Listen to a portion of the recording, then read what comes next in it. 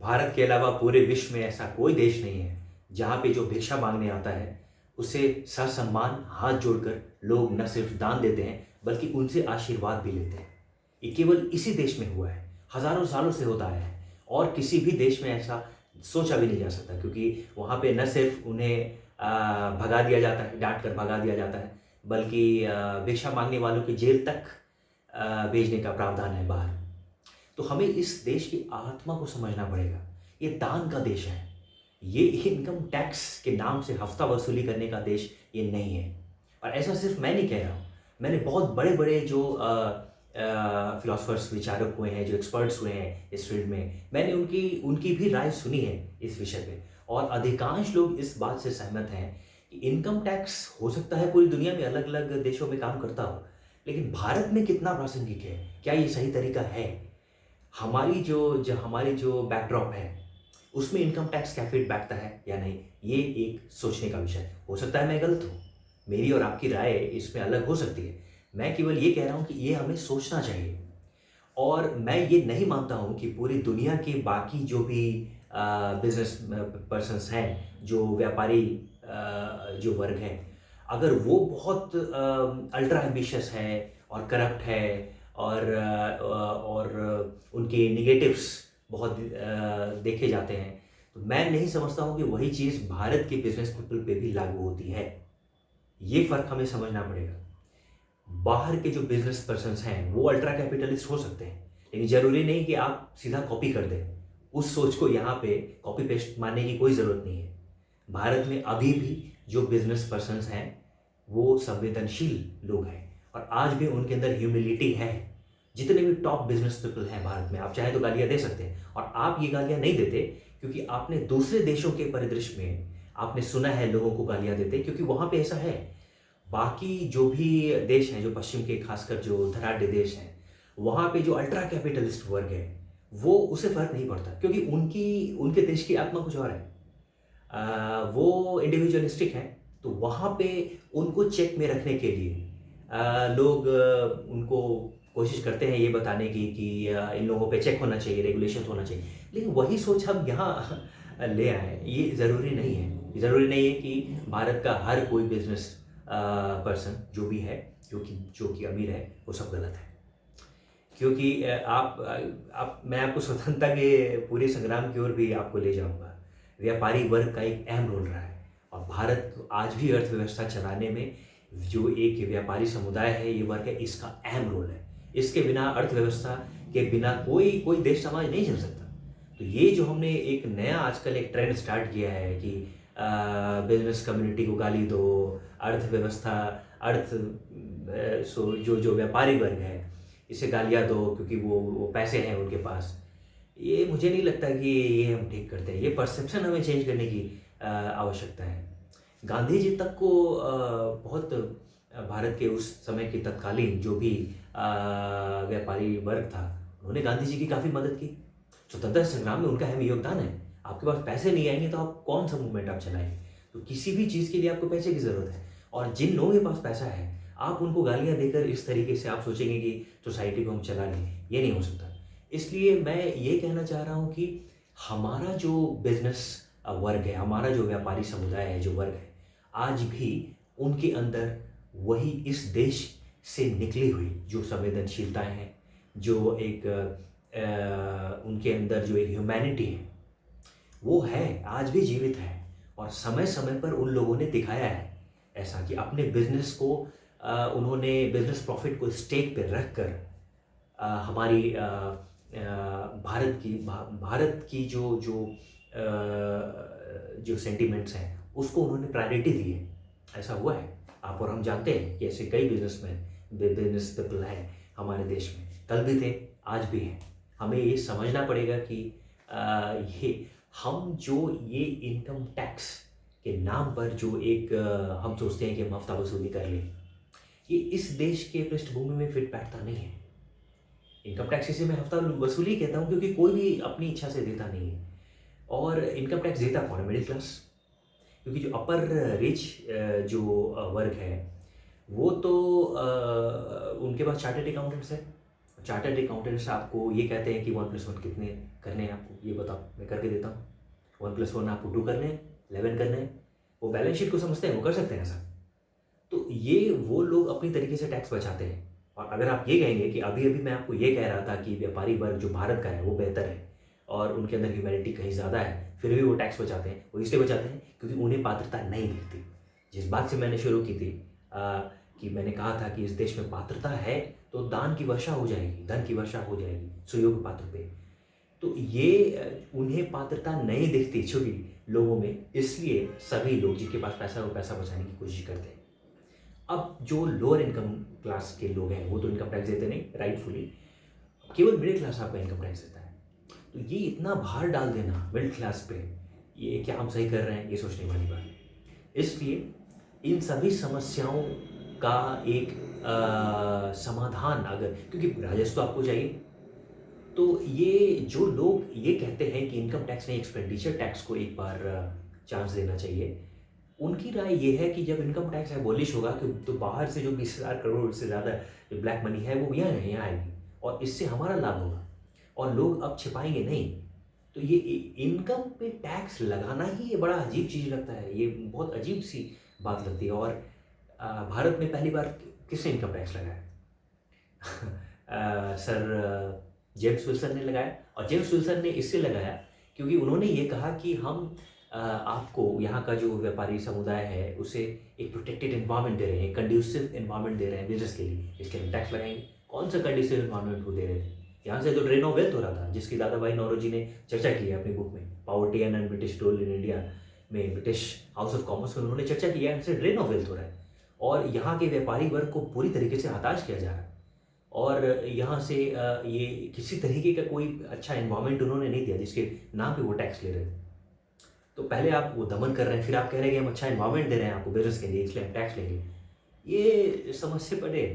और आप पूरी दुनिया के भी आप बात करें तो इनकम टैक्स पहली बार का बाहर आप अगर अमेरिका की बात करते हैं, अब्राहम लिंकन ने क्यों लगाया था 1861 में इनकम टैक्स? क्यों लगाया था?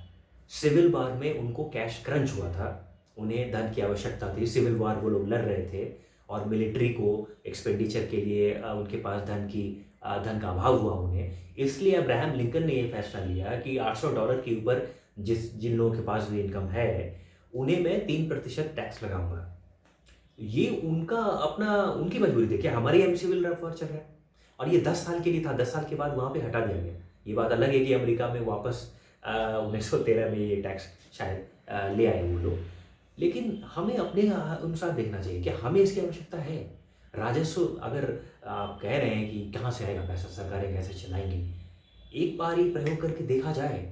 ये ब्लैक मनी जितनी बाहर है, यहाँ पे केवल लोगों को ये पात्रता नहीं दिखती, लोगों को आज भी लगता है मैं इनकम टैक्स क्यों दूँ, किसके लिए दूँ, बिजली पानी सड़क तो मिलते नहीं और ये जाता है नेताओं के फंड में अगले चुनाव लड़ने के लिए। ये मोटिवेशन डाउन है लोगों का। फिर भी इसके बावजूद भी कि ये मैं क्यों कह रहा हूँ कि इस देश की आत्मा है, दान इस देश की आत्मा है, ये जानते हुए भी कि ये मैं जिस भी डोनेशन फंड में देता हूँ, रिलीफ फंड में, वो पैसा का सही यूज़ नहीं होगा, ये जानते हुए भी हर बार फ्लड रिलीफ फंड हो, डिज़ास्टर रिलीफ फंड हो, उसमें पैसे आते हैं। कैसे आते हैं? ये इस देश की आत्मा मैं कह रहा हूँ आपको, इस पर सोचने की ज़रूरत है। और दूसरे देशों के व्यापारी वर्ग को आप जितना गालियाँ देना है दीजिए, हमारे यहाँ की व्यापारी वर्ग को आप गाली मत दीजिए। इन लोगों के अंदर अब भी वो मूल आत्मा है। अब आने वाले समय में हो सकता है कि अगर ये उनके जैसे हो जाए तो ये अलग बात है, लेकिन आज का जो भी इंडिया का हमारी जो जो टॉप बिजनेस कम्युनिटी के लोग हैं उनके अंदर ह्यूमिलिटी है और they are nice people mostly. तो इसलिए ये चूँकि कई लोग ये कहते आए हैं कि इनकम टैक्स को हटा के एक्सपेंडिचर टैक्स की दिशा में हमें एक कदम बढ़ना चाहिए, उस दिशा में एक कदम बढ़ने के पहले हमें डिस्कशन करना हो, और उस डिस्कशन का एक बहुत अच्छा अवसर आपको आरबीआई ने दिया है।